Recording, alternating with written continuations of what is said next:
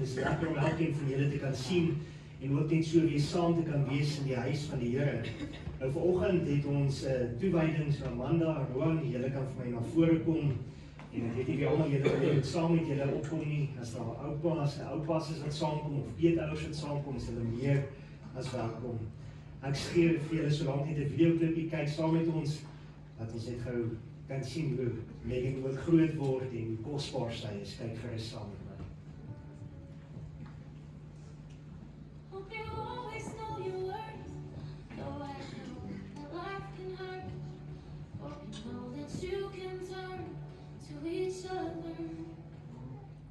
Hope you learn to trust your voice, make mistakes and make some noise. Hope you never lose your joy or your hunger. Girls, you were born to run, to reach the stars and chase the sun. Girls, you were wild and free. The wind is at your back, the world is at your feet. Sometimes life can feel unfair, broken hearts you can't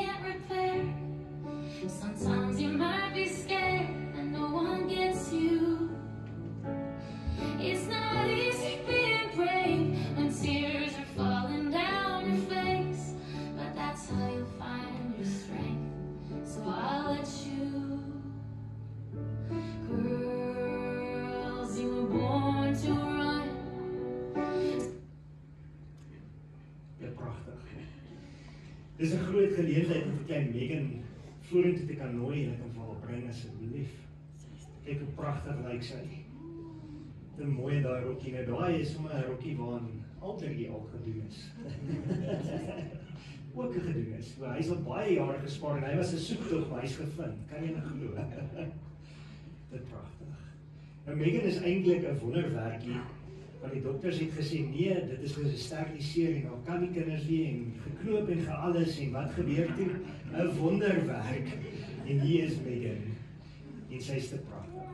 Roan, Amanda, die feit dat julle hier staan, is 'n groot uitdaging. Julle het nie gedink julle gaan weer so 'n commitment maak nie.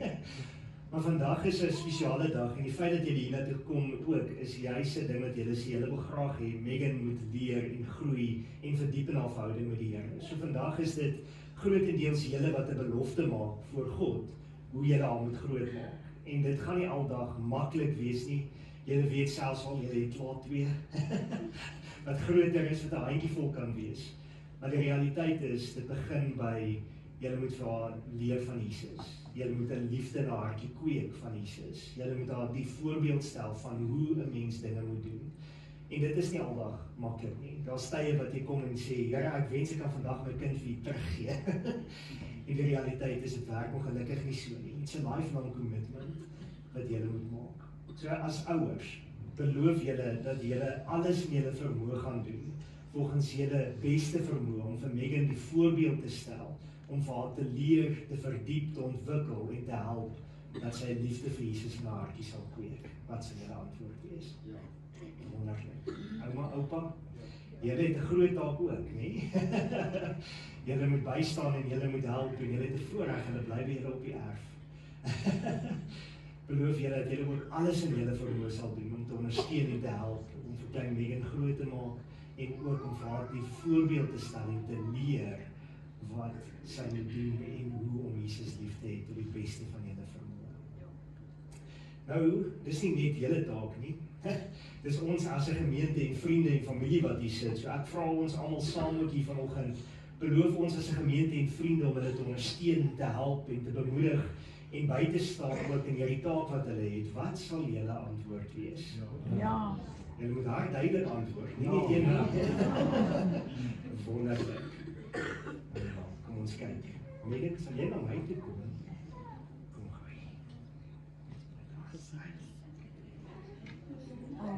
Doe maar Megan, doe maar. Dis okay, dis okay. Megan, salf in die hand van die Vader, die Seun en die Heilige Gees. Here, wat 'n voorreg om vir ou klein Megan net aan U te kan kom by vandag. Here, dat ons hierdie pragtige dogtertjie vir U kan gee. Ek kom bid en vra, Here, dat sy 'n liefde vir U sal hê in haar hartjie, dat sy U sal dien en sal volg en 'n honger sal hê om U te kan dien. Here, dat sy op 'n plek kan kom waar die reddende genade werklikheid sal word, dat sy 'n keuse kan maak om U in haar hartjie in te nooi. Ek bid en vra ook, Here, dat U haar sal seën, haar sal help om die regte besluite te neem en dat sy alles sal doen met U leiding wat U haar sal gee. Ek kom bid vir Roan en Amanda, Here, dat U hulle sal help as ouers om haar ook te kan lei, om haar te kan vorm, om haar die voorbeeld te kan stel wat dit is om 'n kind van Jesus te wees. Ons bid dit in Jesus naam. Amen. Dankie, Here.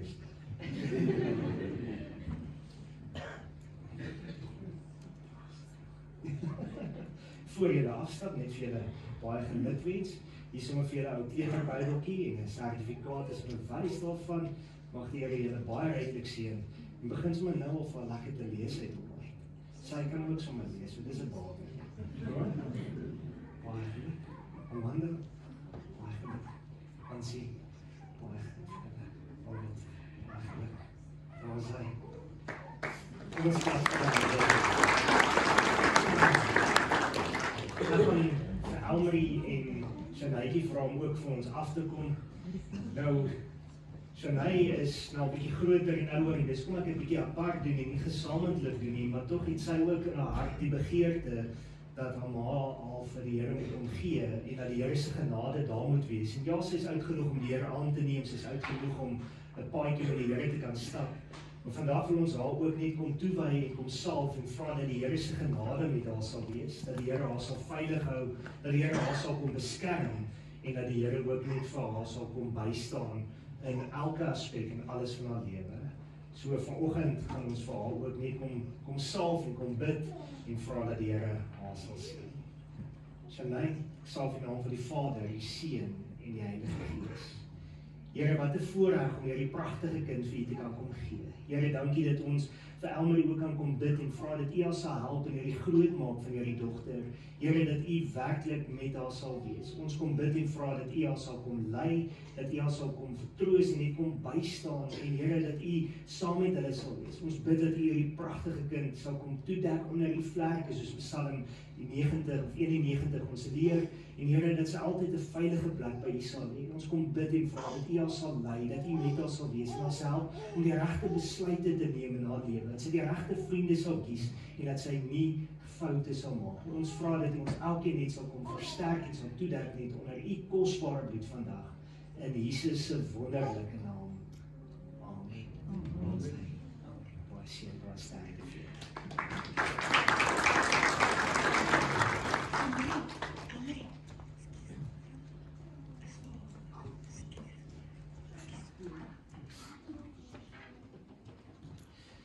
Nou ja, ek wil vanoggend met julle gesels oor 'n baie interessante onderwerp. Kyk ek net gaan aanblaai. Is jou waterkan vol? En almal gaan lag en sê ja, Daniel het letterlik gedink aan die waterprobleem van 'n boupark. En ja, ek het in hierdie week rondgehardloop en sommer totaal net begin dink aan wat gebeur en toe ons almal hierdie noutes gekry het, wat het ons gedoen? Paniek. Ja. Ons het rond begin hardloop en watertanks begin koop. Ek en Leon was by Stoorts en Lloyds gewees en vir die kerk 'n tank gaan kry en terwyl ons daar staan, besef ons daar's 9 tanks daai oggend gekoop en toe ons daar aankom 1:00 in die middag is al 4 oor. Die aand is hulle uitverkoop. Daai selfde dag kry die boodskap of kry 'n nuusberig wat sê Maika het nie meer voorraad nie, Makro het nie meer voorraad nie, Builders het nie meer voorraad nie. En die natuur is dat sodra jy hoor van 'n ramp, dan hardloop jy en jy maak 'n plan. So ek wil eintlik gou vanoggend kyk, wie's besig om planne te maak om water by hulle huise te kry? Almal is besig daarmee. Wie het al tanks begin volmaak of bottels water begin volmaak? Jy sien, almal van ons is besig om iets te doen om te sê ek moet water hê. Terwyl ek hier aan gedink het, dink ek aan Ramaphosa aan die COVID-tydperk wat hy vir ons gesê het die hele tyd van ons livelihood te beskerm. Dan dink ek, nou dink hulle nie daaraan nie. Die water word afgesit vir 16 dae en dis 'n krisis. Dis 'n kopseer. Dis 'n kop gekrap en ek en jy hardloop en jy sien hoe ander mense weer besigheidsgeleentheid sien en ewe skielik sien jy hoe watertanke se pryse klim, hoe waterpyp fittings sommer dubbel die pryse is. En ander ouens sê, this is a business opportunity, I'm making money.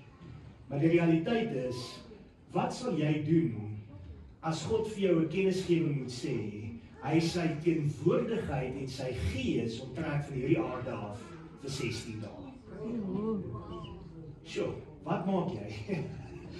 Die realiteit is, as ons dit kry van water, gaan ek en jy hardloop en 'n watertank koop. As ek en jy gaan hardloop en watertanks kry, of as dit Eskom is, dan weet ons moet 'n generator kry, of ons moet solar kry. Ons gaan 'n plan maak, want ons moet voorbereid wees. Maar wat maak jy as jy 'n kennisgewing kry, wat God vir jou sê, hy onttrek homself van jou af vir 16 dae. Jy het geen kontak, geen aanraking nie, geen teenwoordigheid van die Gees van God nie. Met ander woorde, daar's geen dinamoeskrag wat jou moet staande hou in jou lewe nie. Jy kan val vir sonde net so.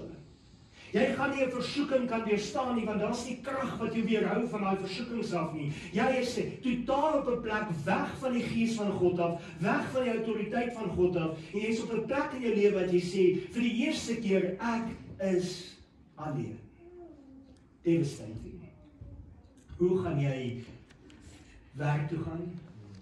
En jy sê altyd vir ons, ek bid en vra dat die Here my moet veilig hou en net by die werk moet uitbring en terugklim, want ek klim elke keer in 'n taxi en die dag wat die taxi in 'n geweldige ongeluk is en hy uitklim, sê hy weer vir ons, wat het die Here gedoen? Hy het my beskerm.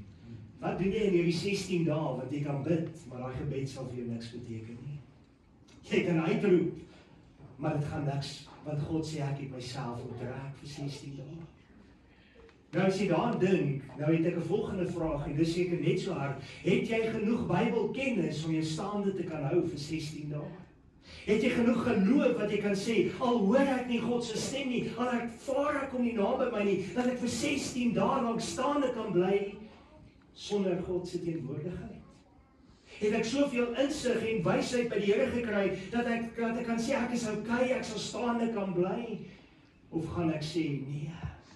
As jy gaan kyk na Psalm 90, dan sê hy eintlik vir ons dat jy God moet gaan soek en Matteus sê dit ook vir ons 6 vers 33, soek eers die koninkryk van God en al hierdie dinge sal vir jou bygevoeg word. Maar die groot realiteit is, ek en jy sal jaag na kanne, ons sal jaag na waterpompe, ons sal jaag na Eskom, ons sal jaag na batterye, maar jaag ons na die teenwoordigheid van God? So ek en jy daai selfde begeerte hê om te sê, Here, ek het nodig om naby U te kom, of gaan ek en jy net sê, ja, ek weet ek kan altyd my Bybel lees, ja, ek weet ek kan altyd bid. Maar hierdie ding het my kop gedwaal terwyl ek rondry en pompe soek en pryse soek en dinge wil kry om waterkrisis net makliker te maak. Dan dink jy by jouself, Here, hoe nou? Wat nou? En terwyl ek nog so ry om 'n pomp te gaan koop het, begin ek myself te redeneer en hierdie vraag te vra. Daniel, wat sal jy maak as God vir jou sê, ek gaan stil wees vir 16 dae? En ek begin in 'n paniek gaan en ek sê, Here, maar ek kan nie nou gaan en ewe skielik 'n plan maak nie. Ek kan dalk 'n preek of 10 gaan luister of ek kan nou gou vinnig 'n klomp goed gaan lees en ek kan hoop dat my staande gaan bly, maar eintlik in realiteit het ek elke dag God se krag nodig om staande te bly. Ek en jy kan nie staande bly sonder God se krag nie, sonder God se lewe en deel in jou lewe nie. Ons sê dit so nodig. Psalm 91, hy wat in die skuilplek van die Allerhoogste sit, sal vernag aan die skaduwee van die Almagtige. Het jy genoeg in God se teenwoordigheid? Het jy genoeg op sy skoot gaan sit? Het jy genoeg by die Almagtige skuilplek gaan soek in jou lewe?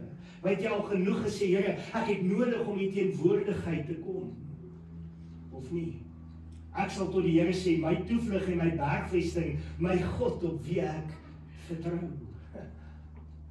Want hy is dit wat jy sal red uit die net van die vloelvanger, van die verderflike pes. Hy sal jou dek met sy vlekke en onder sy vleuel sal jy skuil. Sy trou is 'n skild en 'n panser. Ons almal ken daai Psalm en jy kan vir jouself 'n klomp vrae gaan vra. Jy kan vir jouself 'n klomp dinge gaan bymekaar sit, maar die groot realiteit is, het jy die tyd wat God naby is, die tyd wat God in jou teenwoordigheid kan wees, het jy genoeg van hom gekry dat jy op 'n plek kan wees dat jy kan sê, ek het skuilplek by die Allerhoogste gevind. Ek is okay al hoor ek sy stem vir byvoorbeeld 16 dae lank nie.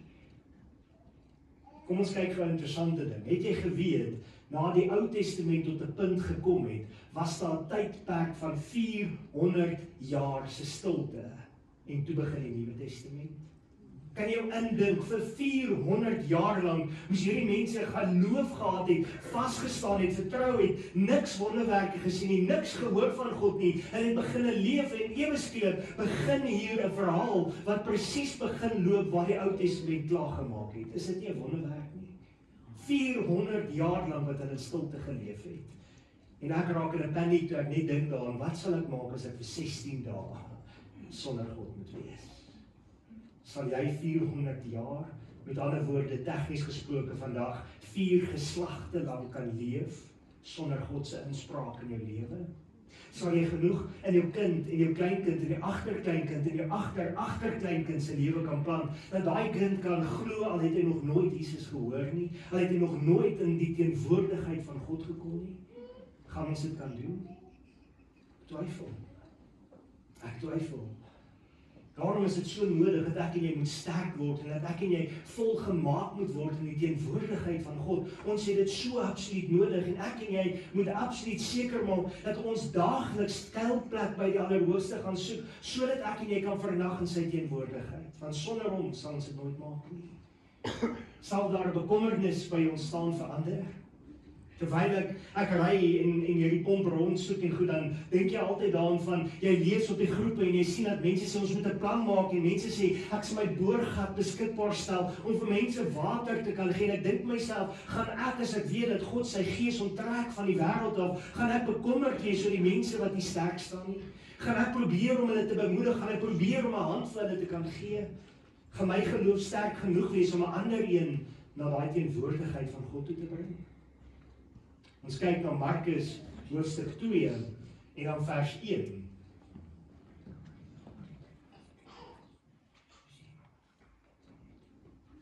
Ons het gehoor, hier's 'n dame hier buite wat nie asem kry nie, is dalk iemand wat 'n asma pompie het en dalk net gevinnig dalk kan gaan help asseblief.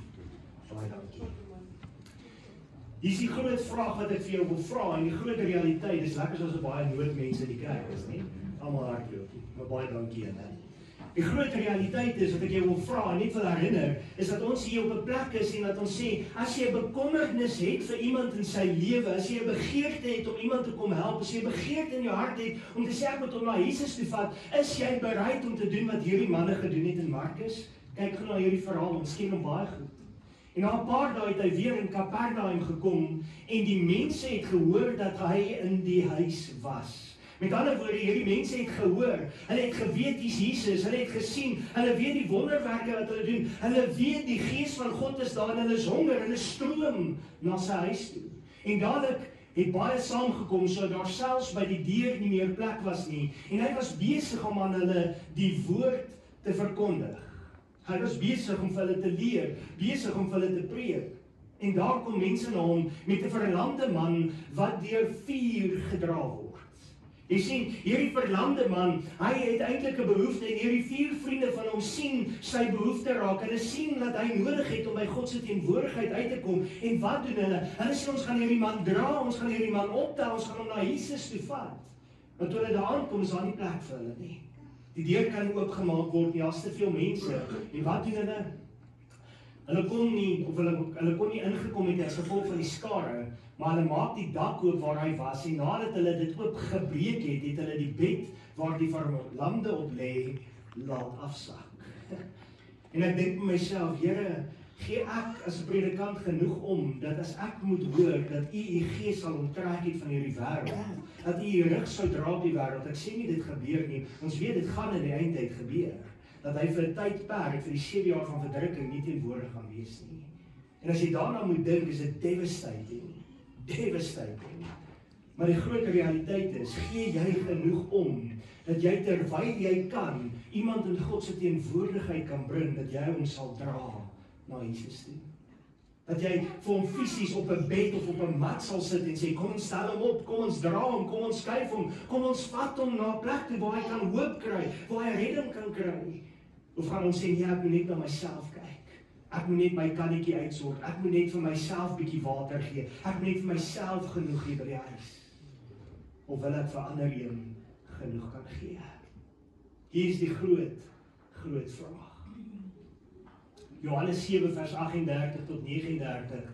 Hy wat in my glo, soos die skrif sê, strome van lewende water sal uit sy binneste vloei. En dit het die gees van die gees wat in die sou ontvang, wat in hom glo. Want die Heilige Gees was daar nog nie, omdat Jesus nog nie verheerlik was nie.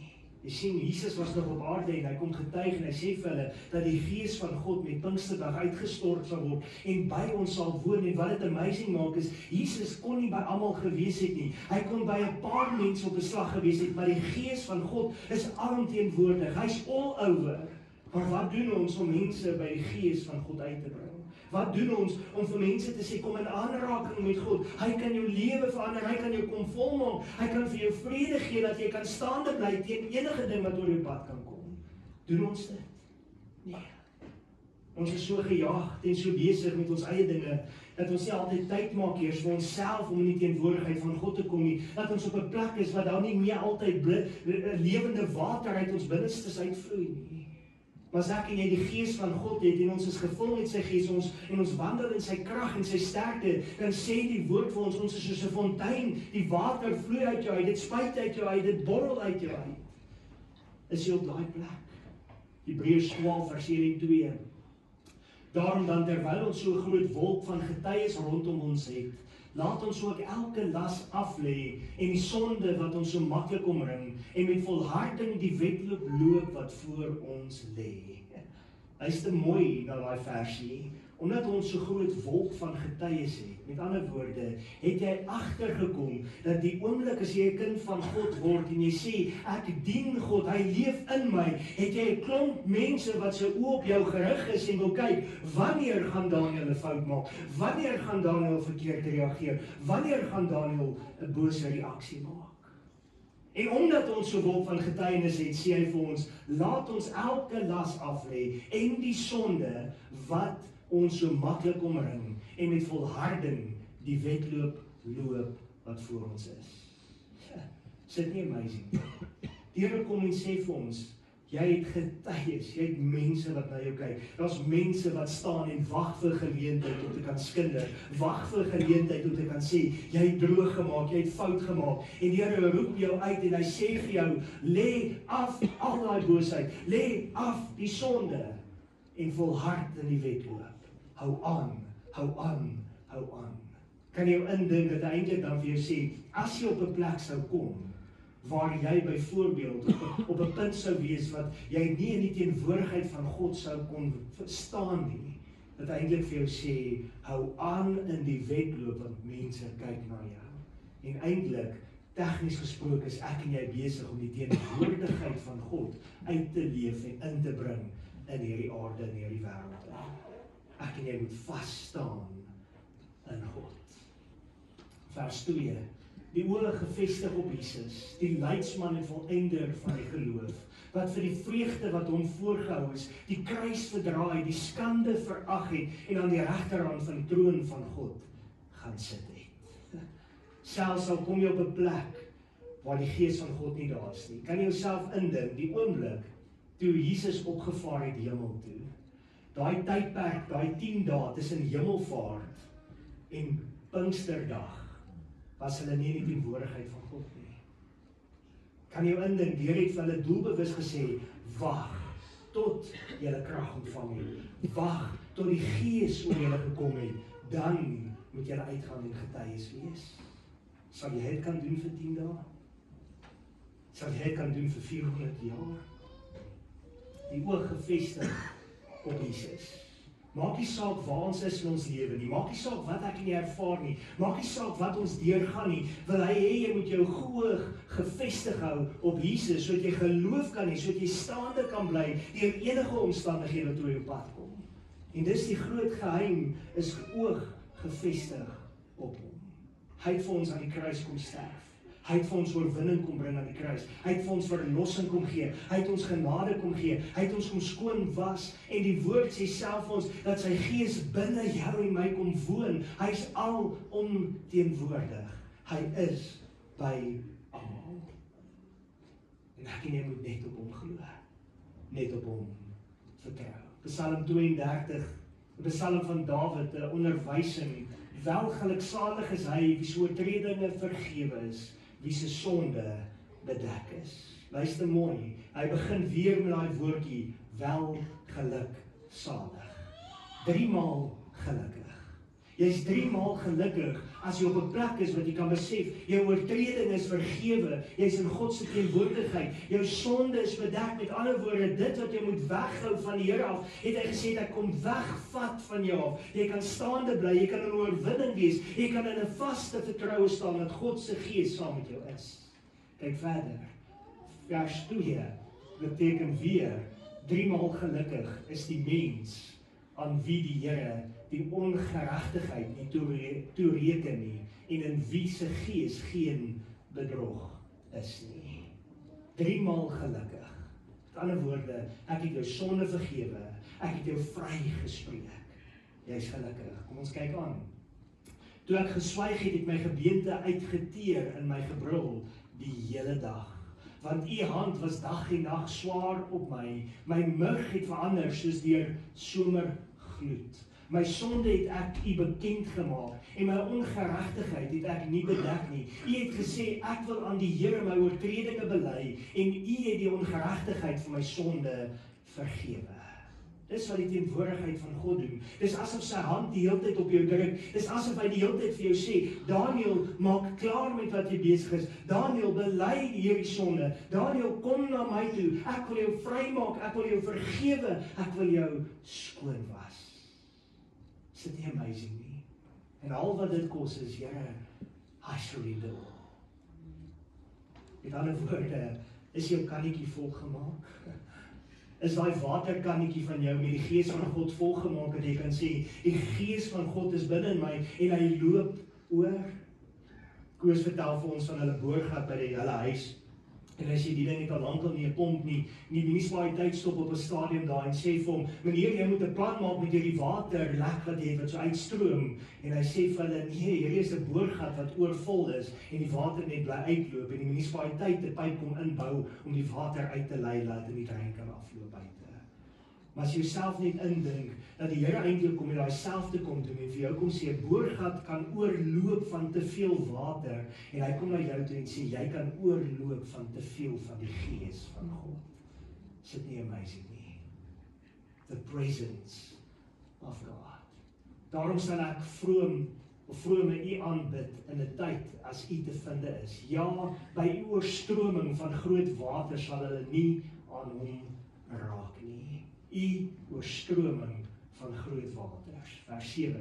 U is 'n skuilplek vir my. U bewaar vir my benoudheid. U omring my met vrolike gesange van bevryding. Skuilplek, bevryding, genesing, plek van aanbidding, plek van oorwinning wat die Here vir jou en my kom gee. In the presence of God. Ek wil jou onderrig en jou leer aangaande die weg wat jy moet gaan. Ek wil raad gee, my oog sal op jou wees. Wees nie soos 'n perd, soos 'n meelesel, wat geen verstand het nie, wat 'n mens moet tem, moet toom en teel, en tig, anders kom hy nie naby jou nie. Die goddelose het baie smarte, maar hy wat op die Here vertrou, met goedertierenheid, sal hy hom omring. Is dit nie 'n belofte nie? God sal jou met sy goedertierenheid omhels, omring en seën. Hy kom eintlik en maak 'n belofte en sê, solank as wat jy by hom bly, sal jy in sy teenwoordigheid wandel. Sal jy in sy teenwoordigheid wees. Sal jy sy goedheid ervaar. Vers 11. Wees bly in die Here en juig oor regverdiges en jubel alle opregtes van hart. Is dit nie amazing nie? 2 Korintiërs 3 vers 18, Nuwe Lewende Vertaling. Ons almal weerspieël die heerlikheid van die Here, want die sluiers van ons gesig af weggeneem. Ons word al hoe meer verander om soos die Here te lyk, met die heerlikheid wat steeds toeneem na mate die Here, dit is die Gees, dit aan ons gee. Is dit nie amazing hoe hy die vers beskryf, en hoe hy net vir ons kom uitbeeld om te sê, sy teenwoordigheid in jou, met jou, saam met jou nie. Ons leef in 'n tydperk wat ons soveel toegang het tot die Here, soveel geleenthede het om naby hom te kan leef, maar wat doen ons? Ons kom nie na God toe nie. Ons kom gee nie ons probleme vir hom nie. Ons lê dit nie neer voor die Here nie. Ons plaas dit nie voor God nie. Ek dink aan 'n psalm, en ek is nie seker of dit hy is nie, maar ek wil net vinnig hier vir jou kyk. Hierdie psalm is eintlik 'n gebed van Dawid, en as jy na dit lees, dan dink jy, Here is verskriklik, maar hierdie man is besig om sy hart voor God skoon te maak. O God, vir my lof, moenie swyg nie, want hulle het die mond van die goddelose en die mond van die bedrog teen my oopgemaak. Hulle het my met gespreek en met leenagtige tong. En hierdie ou kom letterlik en hy kom maak sy hart skoon voor God en sê, Here, dis alles wat om my gebeur. En as jy hier gaan kyk en jy gaan lees hierdie hele psalm, dan sien jy eintlik verskriklike woorde en verskriklike hardheid wat daarin in plaasvind. En wat hy vir die Here amper sê, Here, kom vat hierdie mense sommer weg. Verskriklik as jy daaraan dink. Maar dis hoe God wil hê ek en jy moet hom dien. God wil hê ons moet ons hart voor hom kom oopmaak. God wil hê ek en jy moet ons hart voor hom kan bely. God wil hê ek en jy moet na hom toe kom en sê, Here, ek voel vandag so stikkend, so gebroke. Hoekom? Want jy is in sy teenwoordigheid. Jy het die geleentheid om met hom te praat. Jy het die geleentheid om met hom te kan deel. Ons het deur 'n rowwe tyd gegaan met sy man van sy gesondheid.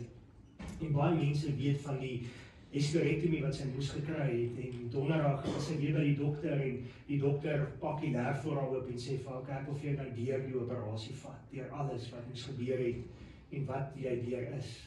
En hy sê vir haar, jou baarmoeder is dubbel die grootte van 'n normale baarmoeder. En hy sê vir haar, jou linker eierstok is so groot soos daai baarmoeder, wat dubbel sy size is. Hy sê die twee saam is in jou kleine lyfie so groot, dat daar nie plek is vir hulle nie, dat hulle letterlik jou nier weggedruk het en jou nierpypie toegeknyp het, dat jy konstant eintlik geleef het met nierstene. Hy sê vir haar, jou organe is alles, elke liewe een aan mekaar vasgegroei. Hy sê dit het langer gevat om dit oop te sny, vir mekaar af weg te kry, sodat hy kon werk as wat dit was om die fisiese operasie te doen. Elke orgaan deurweek deur endometriose. Gaan jouself indruk, konstante pyn, en jy roep uit en vra vir die Here, Here, hoekom? Maar te midde van dit, kom jy net by God se teenwoordigheid, en wat jy net ervaar, dat hy vir jou sê, my vrede, kom gee ek vir jou. Mense wat erken, wat nie eens in ons gemeente is nie, roep 'n klomp mense by mekaar, 'n paar dae voor die operasie, en sê, doe nie daar, ons wil vir julle vas. Ons wil vir julle bid, en ons wil net in 'n dag ingaan, van 6:00 die oggend tot 6:00 in die aand, dat ons niks gaan eet nie, want ons wil hê die Here moet daar wees om julle deur te dra, deur alles.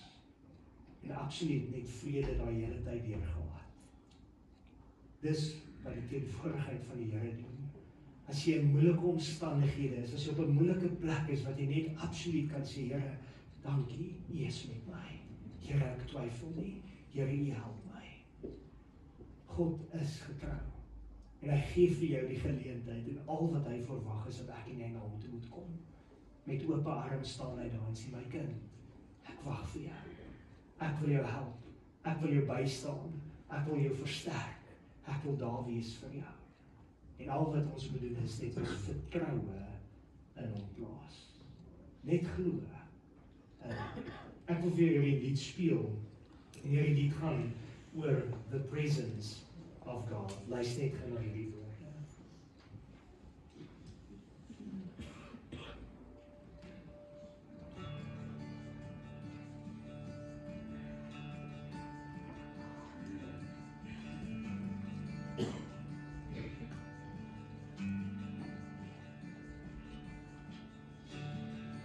There's nothing worth more that could ever come close.